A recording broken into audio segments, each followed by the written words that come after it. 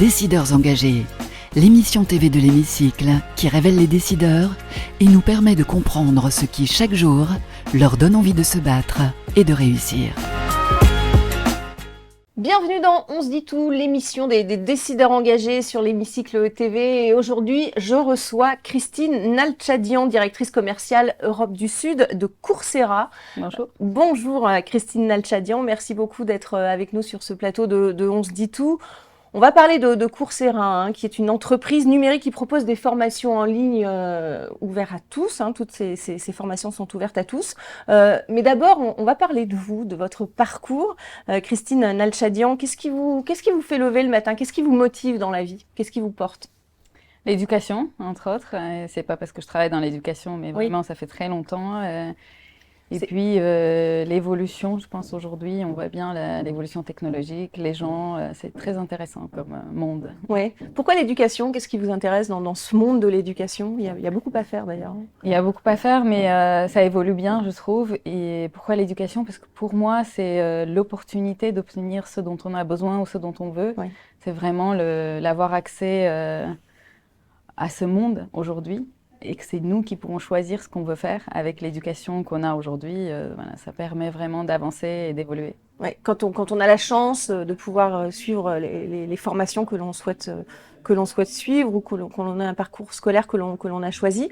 Alors ça dépend, c'est tout l'idée aujourd'hui avec Coursera, c'est de se dire, Coursera ou d'autres, c'est de se dire que on peut choisir ce qu'on veut faire comme formation. Moi, à mon époque, il n'y avait pas ça. Il y avait un chemin qu'il fallait gravir, il fallait aller dans des grandes écoles, il fallait faire un certain nombre de choses. C'est encore le cas aujourd'hui d'ailleurs, et c'est aussi un C'est encore le cas, mais la jeune génération aujourd'hui, ils ont beaucoup plus d'outils et d'opportunités grâce à ces outils. Alors justement, Coursera, qu'est-ce que propose Coursera concrètement et ça s'adresse à qui? Alors, Coursera, c'est une plateforme de formation en ligne certifiante qui est vraiment qui sont formations de qualité, qui sont produites par des grandes écoles et des entreprises comme Google ou AWS, IBM, etc. Et c'est pour tout le monde, en fait. C'est pour vous, moi, tous les consommateurs, tous les âges. Pour les entreprises, beaucoup d'entreprises achètent ces formations pour leurs employés, donc c'est vraiment ouvert à tout le monde. La bonne nouvelle, c'est qu'aujourd'hui, les cours ne sont plus qu'en anglais. Il y a plus de 10 000 cours sur Coursera et plus de 4 000 sont déjà traduits dans 17 langues, y compris le français évidemment. Et donc évidemment, qui veut peut en profiter. La formation pour tous, ça passe par quoi? Il faut améliorer encore les choses selon vous pour que tout le monde ait accès à ces formations? Alors la formation pour tous, elle est accessible à tout le monde. Techniquement, aujourd'hui, beaucoup de gens ont le téléphone, Internet, même sur les smartphones, on peut aller le faire. Donc, l'accessibilité à la formation, elle est là. Il faut s'inscrire, il faut vouloir le faire. Donc, je pense que le plus gros challenge, c'est de vouloir le faire. Et parce que la formation, ça prend du temps, la formation de qualité, même... Ça demande des efforts personnels aussi, parce qu'on est seul derrière un écran souvent ou... Oui, alors il y a des cohortes quand même, il y a des groupes, les gens discutent entre eux. Chez nous, les formations, vu qu'elles sont certifiantes, il y a des examens à passer, il faut envoyer son devoir, il faut partager. Donc c'est beaucoup de dons de soi et de réception également de formation. Et c'est vraiment un investissement personnel. Parce que l'accès, il est là. Il faut vouloir le faire. Est-ce que pour vous, le numérique a beaucoup boosté ce monde de la formation? De quelle manière, selon vous? Alors, de deux manières. Premièrement, cette formation, elle est beaucoup plus disponible à tout le monde. Si hier, vous étiez en France, dans une toute petite ville, sans avoir d'accès à une formation de qualité, aujourd'hui, vous l'avez. Oui, de n'importe où. Déjà, l'accès, clairement, l'accès à la formation. Et puis, de l'autre côté, en fait, vu que ça a bousculé le travail des gens aujourd'hui et que le numérique aujourd'hui il est dans le job de tout le monde, avec le télétravail et alors encore plus avec le télétravail, finalement je trouve que ça donne une autonomie en fait. Les gens ils sont plus autonomes, ils vont choisir les moments où ils vont apprendre, comment ils vont apprendre et ces outils nous aident à travailler de la façon où on est le mieux. Il y a un réel besoin de formation en complément d'ailleurs de ce que peut apporter l'éducation nationale. Vous êtes quelque chose de complémentaire à l'éducation nationale aujourd'hui? On est clairement complémentaires, en effet, oui. Après, nous, toute l'idée d'upskilling et reskilling, il est là. Parce que ce qu'on se dit, par exemple, aujourd'hui, World Economic Forum, ils disent que les 19% des jobs existants aujourd'hui, en 2027, ils vont être changés. Et pour pouvoir le faire, ou vous revenez dans l'université, ou alors vous suivez des cours via Coursera. Et la bonne nouvelle, en plus, c'est que vous avez la certification. Donc, ça vous aide à changer. Donc, en évolution permanente, puisqu'il y a des métiers qu'on ne connaît pas encore, vous le disiez, hein, la plupart des métiers en 2030 ne sont pas encore connus aujourd'hui. Comment est-ce qu'on s'adapte à cette problématique quand on propose de la formation ?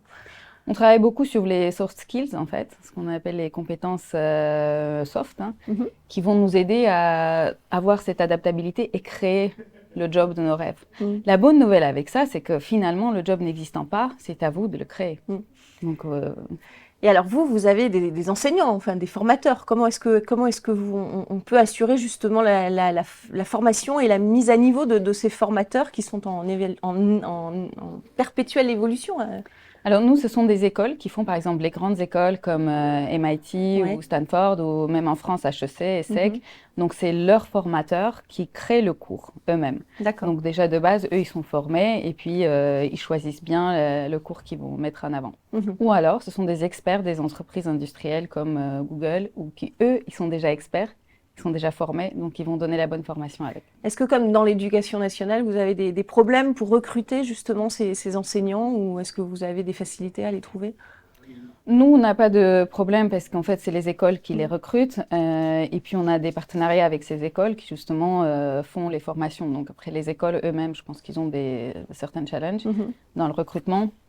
Mais dans l'absolu, vu qu'on travaille avec les plus grandes écoles du monde, nous, on n'a pas cette problématique. Oui, donc vous avez suffisamment de professeurs à niveau pour faire ce qui fait qu'on a une éducation vraiment de qualité. De qualité. Combien de temps ça prend ces formations? C'est variable, j'imagine? C'est variable. Alors, ça peut être des petits clips où, évidemment, c'est pas certifiant. Ça peut être 5 à 10 minutes, juste une petite vidéo pour comprendre comment ça marche. Ou alors, si c'est une vraie formation, ça peut prendre entre 4 semaines ou 12 semaines. Est-ce que vous sentez que ça attire suffisamment la diversité, ces formations, justement? Est-ce qu'il y a un besoin, justement? Ces formations peuvent aider aussi ces personnes à intégrer des entreprises, les personnes handicapées, plus de femmes, plus de personnes issues des milieux ruraux ou des milieux des quartiers défavorisés? Alors, assurément, ça aide à la diversité parce que, encore une fois, tout le monde n'a pas accès à l'éducation. Après, par exemple, si on est femme et on veut travailler dans la technologie et on ne sait pas comment le faire, bien sûr. Grâce à ces formations et grâce au fait que ça soit en ligne, finalement, et les certifiant, elles vont aller plus facilement et puis elles peuvent gérer leur temps. Quand est-ce qu'elles veulent apprendre? Peut-être que la journée, elles ne peuvent pas, donc elles peuvent le faire le soir, puisque c'est du online. Donc, c'est à elles de choisir le moment. Donc, ça facilite justement. Ça facilite clairement. Et après, exactement. Et en fait, on a fait une étude. Alors, déjà, en France, aujourd'hui, on a plus d'1,8 million d'apprenants. Ce qui est, alors, tout apprenant confondu, ou par entreprise ou en tant que consommateur, ce qui est en fait un chiffre qui a triplé depuis 2018. Ce qui veut dire qu'il y a un réel besoin. Et après, on a fait une étude auprès de ces apprenants. On leur a demandé comment ça a impacté leur vie. Donc, 71%, ils ont dit qu'en fait, ça a clairement aidé dans leur recherche de travail, dans le changement professionnel. 94%, ils ont dit que ils ont adoré ces formations et qu'ils veulent continuer. Et puis 97%, ils vont continuer à le promouvoir autour d'eux et ils vont reprendre des cours. Donc, c'est très intéressant à voir. Et puis, on a refait une autre étude qui démontre qu'en fait, 50% de gens qui ont fait des formations technologiques ou de numérique, ils ont leur salaire qui est beaucoup plus élevé qu'un poste équivalent chez les autres. On va passer à la question du Collège de Paris, si vous le voulez bien. Collège de Paris, qui est un regroupement d'établissements d'enseignement supérieur qui a pour mission justement de mettre l'excellence à la portée de tous. Et c'est juste après le jingle.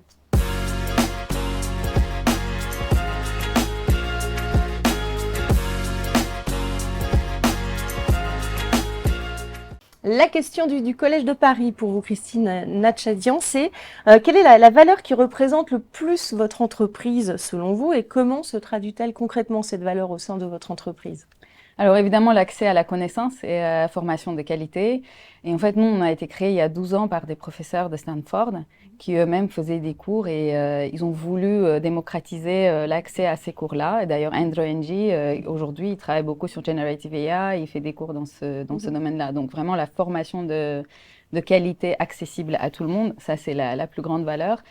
Et comment elle se traduit par le fait qu'en fait justement les cours sont renouvelés assez régulièrement et on ouvre de plus en plus d'accès, et on en parle et on démontre l'importance de ces formations. Donc l'excellence aussi est accessible voilà. à tous. Voilà. C'est aussi comme le Collège de Paris. L'accessibilité est super importante pour nous parce que vraiment nous on ne veut pas que ça reste élitiste ou qu'il y a que certain nombre de personnes qui ont des accès spécifiques qui ont le droit à cette formation. International Women's Forum France, qui œuvre pour la parité dans les entreprises, dans la sphère économique. On vous a proposé aussi une série de questions pour l'IWF, et c'est tout de suite après le jingle.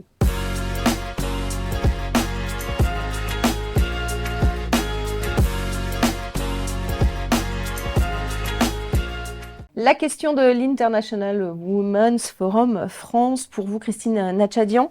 Quels sont les principaux défis et enjeux à venir en matière de parité dans l'entreprise que vous représentez, en matière de parité, et quelles actions devraient être mises en place, selon vous, pour les relever, ces défis de parité?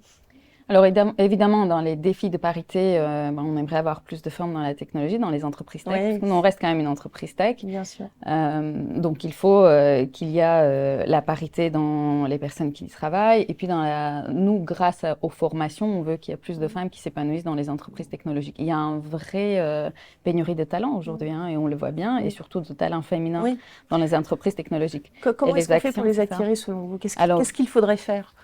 Il faut beaucoup en parler. Il y a beaucoup. Alors nous, on a fait un partenariat d'ailleurs avec L'Oréal en 2016, qui allait dans ce sens où ils proposent nos formations via leur fondation pour les femmes, et ils ont fait beaucoup de choses dans ce domaine, et donc ils le proposent. Donc il faut proposer et attirer les femmes dans les formations. Et puis après, les femmes, il faut qu'elles osent aussi, et puis il faut qu'on recrute. C'est une question d'oser, selon vous, ou une méconnaissance peut-être aussi de ces métiers de la tech? Quel est votre diagnostic sur ce manque de femmes dans la tech? Alors, je pense qu'il y a deux choses. Méconnaissance, je ne sais pas. Je pense que quand on parle de la tech, on s'imagine que tout de suite, il faut être ingénieur, et pourquoi pas.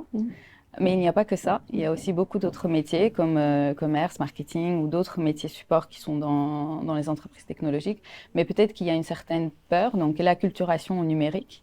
Et tout ce qui est aujourd'hui avec Generative AI, il faut y aller, il faut apprendre. Donc méconnaissance, je pense qu'à ce jour, c'est difficile de dire qu'il y a une méconnaissance vu tout le bruit qu'il y a sur le sujet. Il y a une question d'oser, je pense, d'oser. Et puis, il y a évidemment des blocages que beaucoup d'entreprises, blocages culturels et blocages dans beaucoup d'entreprises. Alors, ce n'est pas le cas chez Coursera, heureusement. Et dans les grandes entreprises, il y a de moins en moins de blocages. Néanmoins, l'inclusivité doit être au cœur d'une entreprise. On va passer à la question de l'hémicycle, la question que vous avez envie de poser à nos gouvernants. C'est tout de suite après le jingle.